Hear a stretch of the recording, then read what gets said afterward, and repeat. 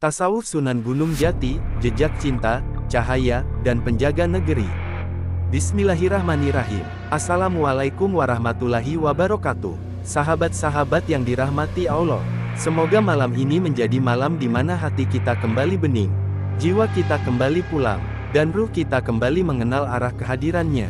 Ya Allah, yang maha lembut pada segala yang Engkau sentuh, yang maha halus pada segala yang Engkau gerakan, bukakanlah untuk kami pintu cahaya-Mu, jadikan hati kami selapang langit, seteduh mega mendung yang Engkau titipkan kepada para kekasih-Mu.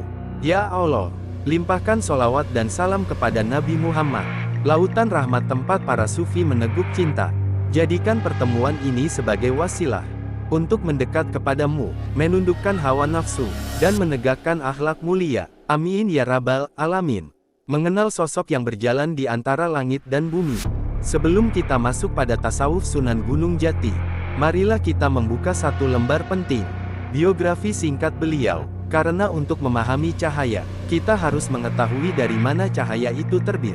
Biografi Sunan Gunung Jati, raja yang menjadi sufi, sufi yang menjadi raja.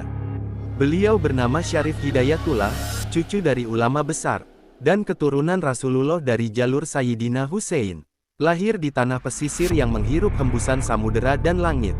Beliau tumbuh dengan adab, dibesarkan oleh ilmu, dan didewasakan oleh perjalanan rohani yang panjang.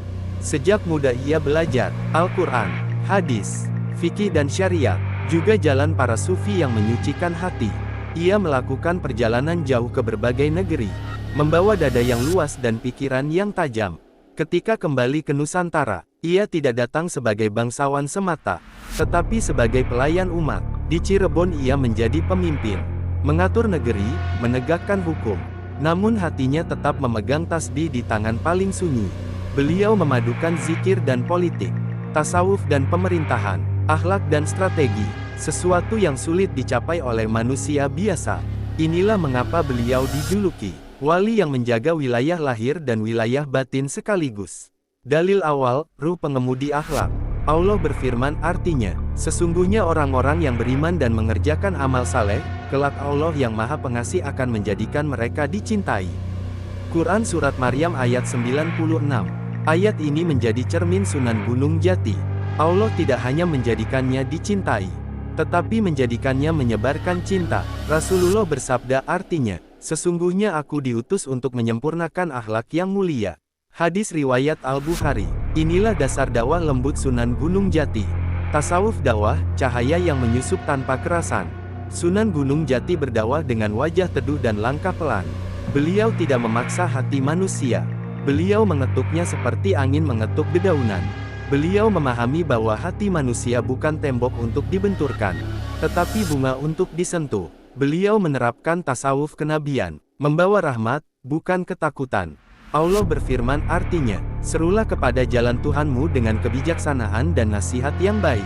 Quran Surat An-Nahl ayat 125. Ayat ini hidup dalam diri beliau.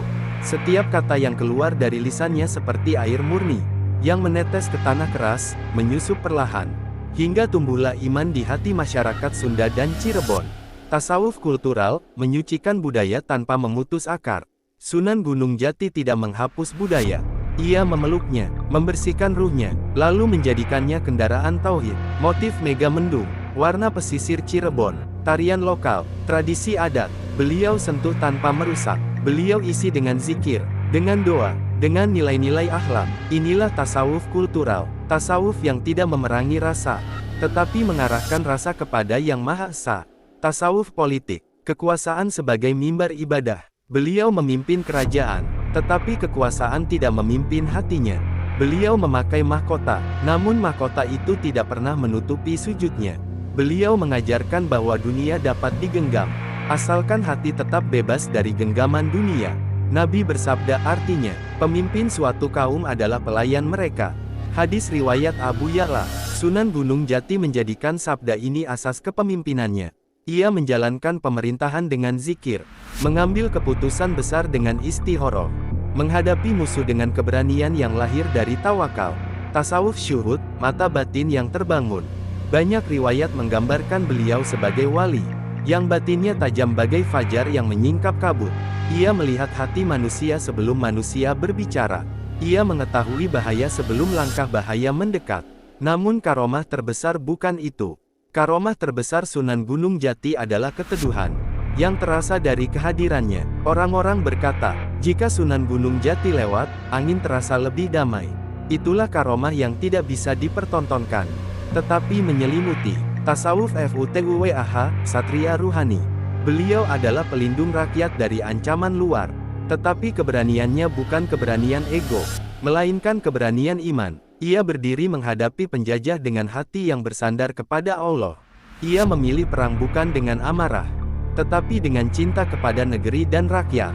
Itulah futuwah, keperwiraan para sufi, yang berani berdiri antara bahaya dan umat. Tasawuf cinta, asma Allah sebagai darah hidupnya. Pada puncak kehidupan rohaninya, Sunan Gunung Jati memandang segala sesuatu melalui dua kata, cinta dan Allah. Ia mencintai manusia bukan karena sifat manusia, tetapi karena manusia adalah ciptaannya. Ia memandang kehidupan bukan sebagai panggung, tetapi sebagai taman tempat menanam amal. Allah berfirman artinya, dan rahmatku meliputi segala sesuatu.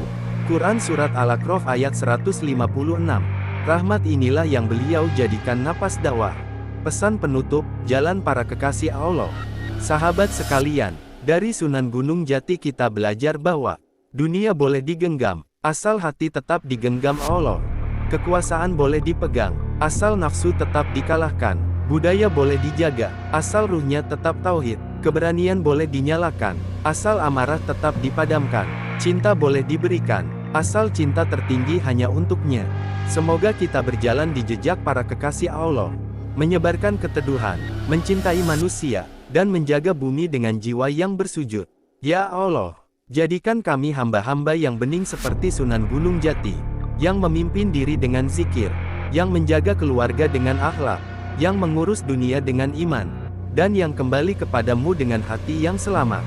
Rabbana taqabbal minna, amin ya rabbal alamin.